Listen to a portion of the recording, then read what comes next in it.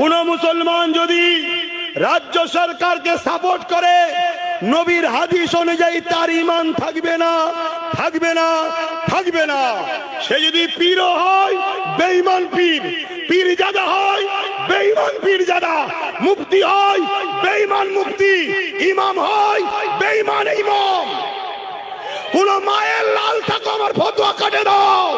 দেশ অধিকার দিয়েছে, আমার দেশ অধিকার দিয়েছে আমি মসজিদ মাদ্রাসা কবরস্থান ঈদগাহ বানাবো।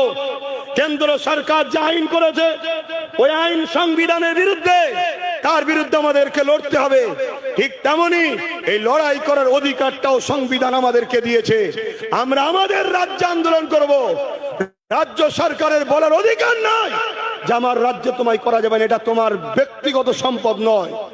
মানুষ তোমায় সাথ দিয়েছে, তুমি ক্ষমতায় বসেছো, তুমি বলতে পারো যে আন্দোলনটা কেন্দ্র সরকারের বিরুদ্ধে যখন, তাহলে আমার রাজ্যে করছো করো, পাবলিকের যাতে যাতায়াতের অসুবিধে না হয়, কোনো ক্ষতি যেন পাবলিকের না হয়, এটাকে একটু খেয়াল রেখো, এটা তোমার মুখে মানাতো। কিন্তু না, তুমি আবার বলছো কি যদি আন্দোলন করে আমার সব থেকে বড় দুশ্মন সে হবে। শুনছেন না শোনেন? আমি আপনাদেরকে ওপেন ফতোয়া দিয়ে যাচ্ছি, যদি রাজ্য সরকার হতভাগা আকবরের মতো দালাল মুফতি মৌলানাদের দিয়ে ফতোয়া দিতে পারে দিক।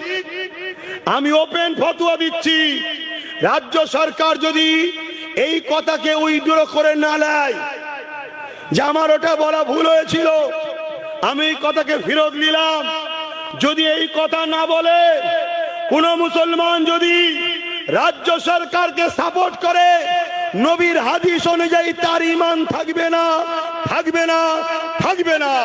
সে যদি পীর হয় বেঈমান পীর, পীরজাদা হয় বেঈমান পীরজাদা, মুফতি হয় বেঈমান মুফতি, ইমাম হয় বেঈমান ইমাম। কোন মায়ের লাল থাকো আমার ফতোয়া কাটে দাও।